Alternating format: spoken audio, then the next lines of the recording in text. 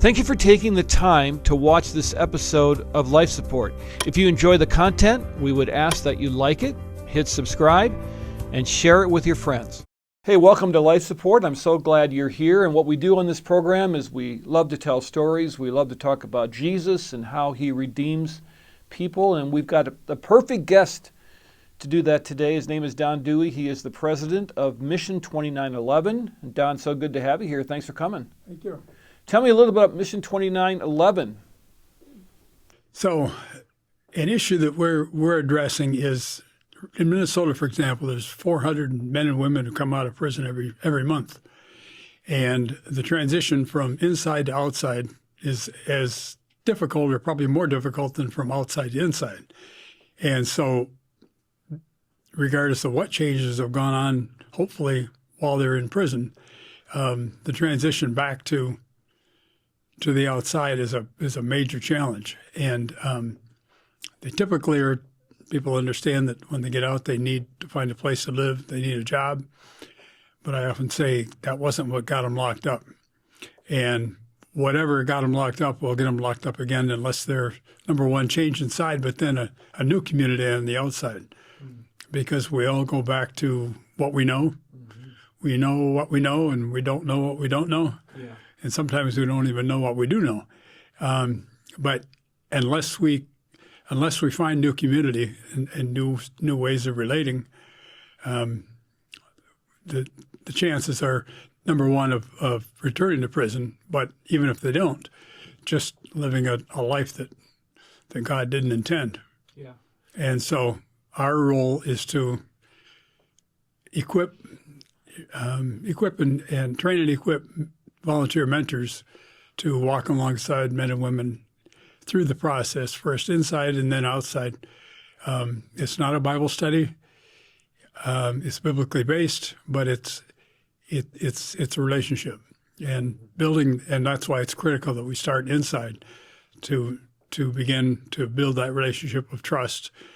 And we're not a case manager. We're not trying to fix them.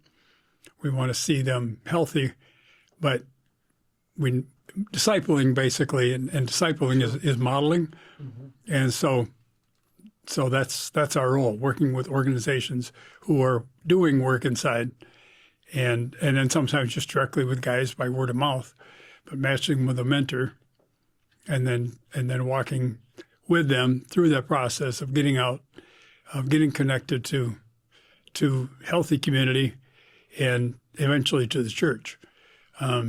We don't want them just to end up in a sort of a reentry ghetto either. They obviously need those relationships, and that's their first point of contact. Or sometimes they're surprised when they come to our breakfast, and they'll see a guy that, oh, he used to be my cellmate. I haven't seen him in years, and that's a point of contact, and it's an important point of contact. But connecting them to the church is frankly, another challenge. Yeah, I'm sure it is. That's the next step. Now, you're a very young man, but you've been doing this a long time.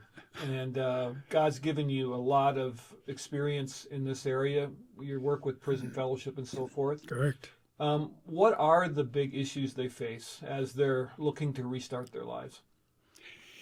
Well, think about the number of decisions you make in a day. And, you hear these research studies that I don't know how in the world they measure them, but they'll talk about thousands of decisions we make every day without thinking about it.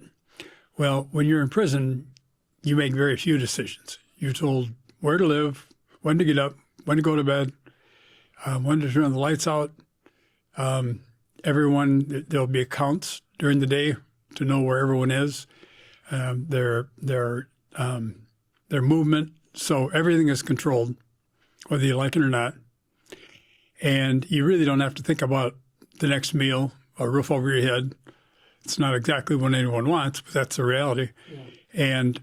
And so their life is very controlled and very few choices, and with really over time very little awareness of the outside. Even if they watch on a television, it's still another world. Mm-hmm. And if you don't adjust, you'll go crazy, right? So you adjust to life behind walls, behind a fence, under control all the time. But then when you walk out the door, you're told, "Oh, go find a job, go find a place to live." And how am I going to get there? So all the challenges are enormous, but if they had those skills going in, they've been diminished by necessity while they're there. And so part of the mentoring process is to help them think through some of that and to say, so if you make that decision, how's that going to work out for you? And how you're going to get there, and just walking through some of the process, not to tell them how to do it, but to help them to know there's someone walking alongside them, providing some support and to some extent accountability, but it's really them helping them think about it themselves. So the big challenge is about decisions, it's about relationships, it's about connections. I've known guys who say, I can't go back through my old neighborhood because I know what it'll do in terms of my own triggers, in terms of the people I'll run into. That's exactly where I don't want to be. So they've changed while they're inside, one way or another. There's no way you can't change when you live in that situation. And so learning how to readapt and to think differently than they did probably before they went in. Yeah. Well, you think about what the world was like just 5 years ago. Exactly. During COVID. The whole world was completely different. Exactly. And now you look at what's going on now, that would be head spinning to try to figure that out. And even during COVID, that complicated it worse because they were in their cells typically 23 hours a day. Wow.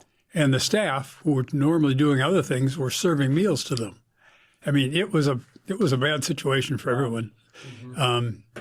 Complicated things worse, but you're right that the world has changed, and guys will get out and they'll go try to pump gas at a gas station, and they're looking around for how do I do this? Oh, yeah. Sure. The things that we'd see that we the first couple of times we ran into it, we figured it out, or we had to ask somebody.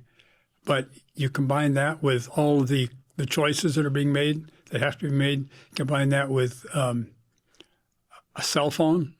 What is that? How do I get one? Mm-hmm. How do I use it? Mm-hmm. And the pace of life, everything is changed so dramatically. And I'm guessing every application, you have to write down that you were inside, right? And you have to be honest about that. That's right. And so forth. And that has to be a huge hurdle right there. Yep, employment is a big issue. And part of that process, some of the training that goes on inside and hopefully, and then working alongside guys is, and I'm saying guys, it's men and women both, but 93% of the population is men. So that's who we work primarily with. But and there's different complications for women than there is for men. I could talk more about that too. But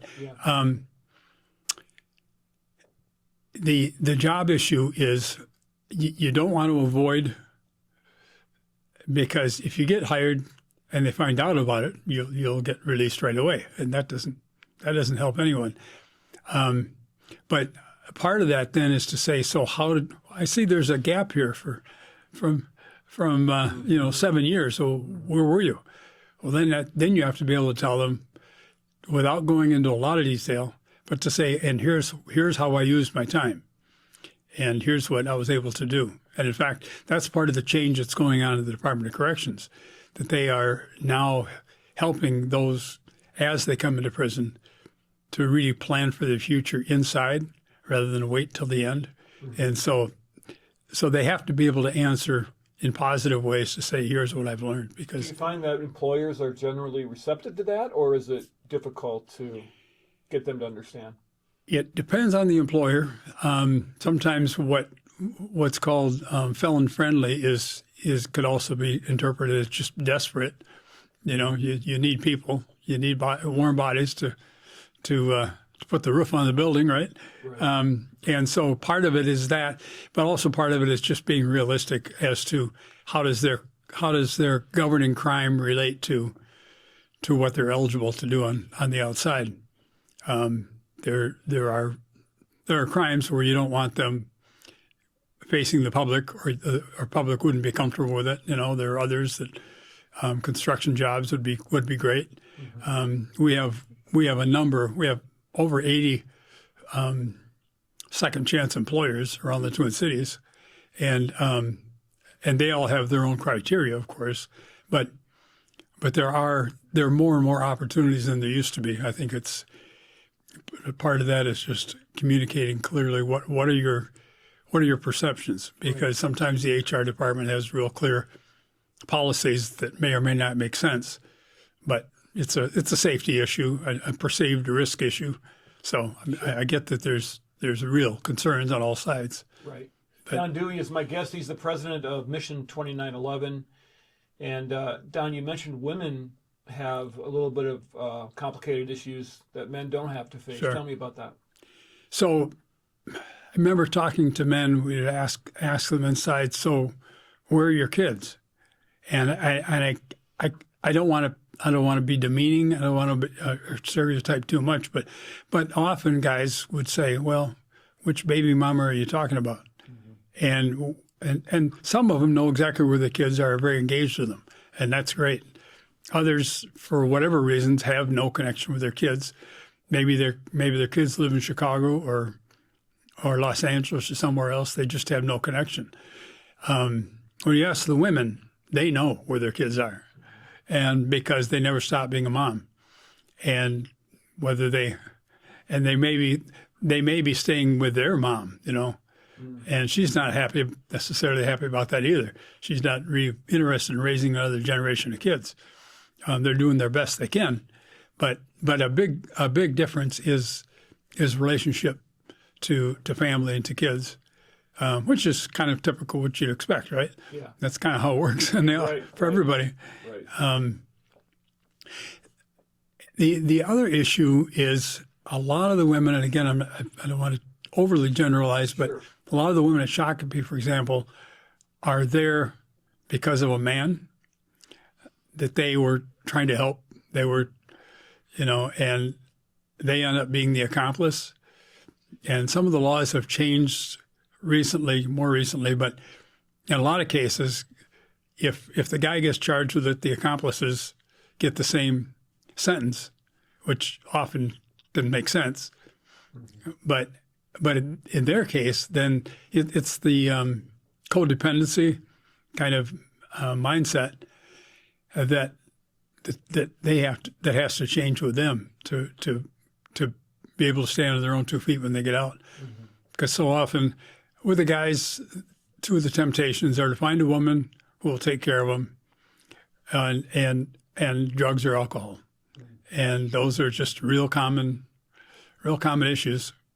And for the women, it's find a man, security, but until they really begin to understand who they are in Christ, and find a healthy community themselves, that Can make bad decisions all over again. that's right, exactly. Yeah. So Christians listening right now saying, wow, I'm really glad you're doing this, and I'm sure God really cares, but I don't know how to help. Yeah. How does the average person engage in this kind of thing, or help you, or help ministries like the one you have? Well, first one is they can be a mentor. They can Tell me about that. they can just listen. So our mentors, it's a basic requirements that we don't expect the mentees to necessarily be believers. We just tell them that's our basis. Our mentors, we expect them that they're walking with the Lord. Sure. They have something more to offer than just good feelings. But what we're looking for is just a commitment, typically a 12-month commitment, starting inside, and now that's often in the visiting room.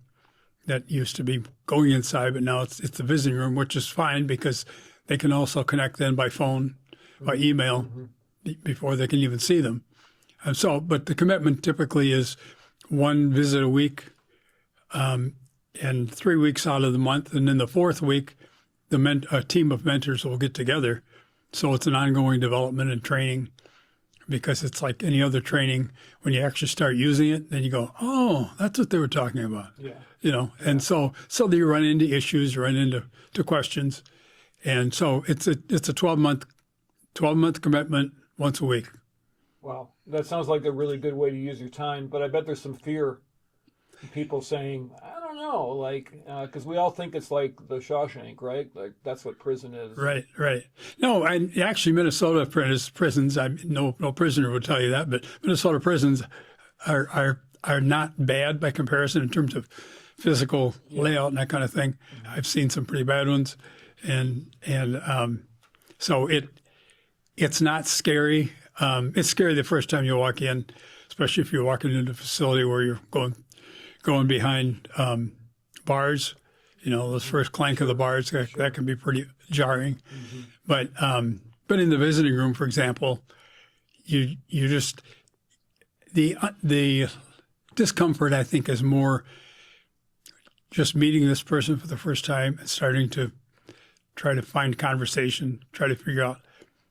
They're figuring out, what are you up to? You know, they haven't seen necessarily someone who just doesn't have an ulterior motive. Right. Right. What are you doing here? Yeah. Right. So it's building relationship. You know, Jesus didn't open up his Bible first time with them. They said, where are you going? You know, they followed him. And so it really is relationship. And sometimes that's a little bit of the unlearning too, is that how do I build a relationship without a Bible in front of me? You know? Yeah. And there's certainly a time for Bible studies. I'm not minimizing that. Yeah. But at this point, it's about building. Yeah, we have enough Bible studies. I think we need more relationships. More honestly. information is not the whole thing. Right. So just learning to, what does that feel like? You know, what does it feel like just to build?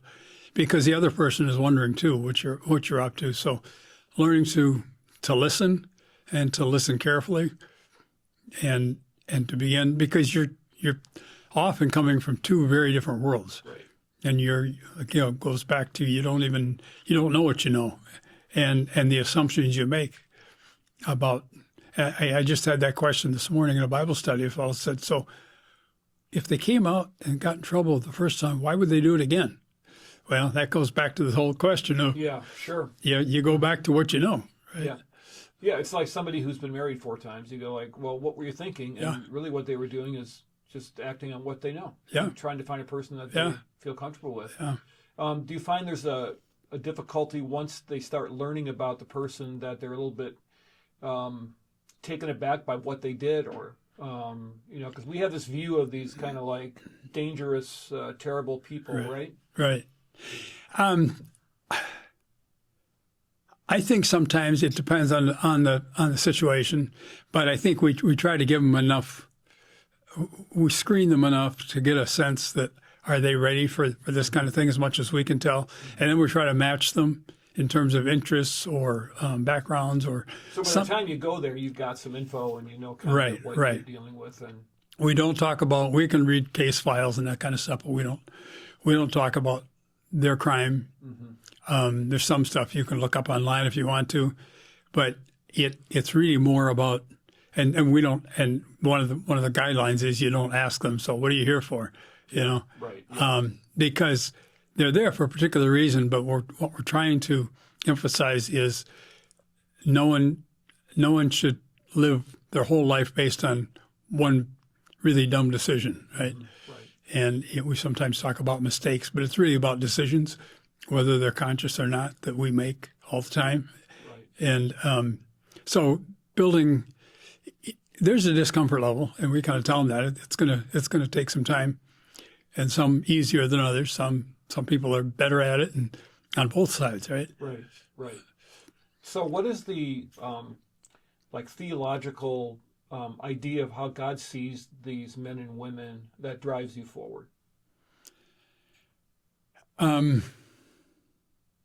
What is it about being a Christian man that says, I want to be involved with these people's lives? Yeah. I guess it's teaching. I mean, there are particular passages in Matthew.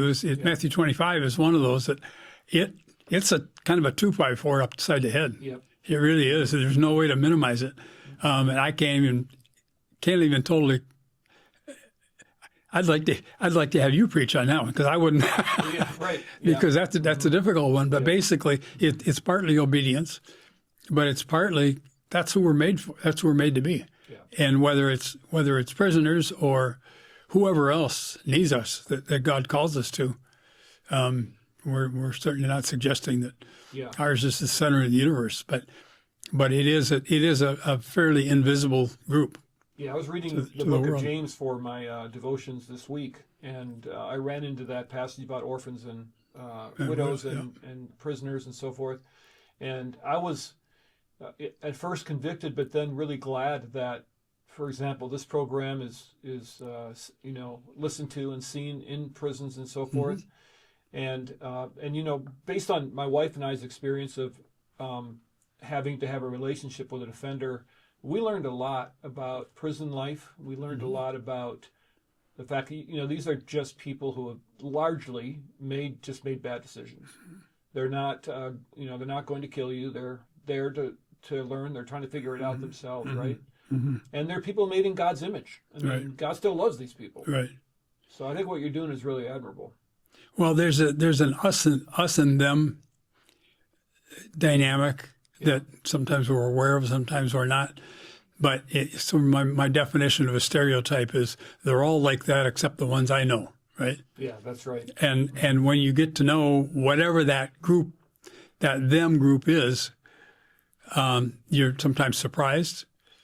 Either for one thing, you're made aware of them for the first time, and I often think about, like at Lino Lakes, the prison sits right on 35W.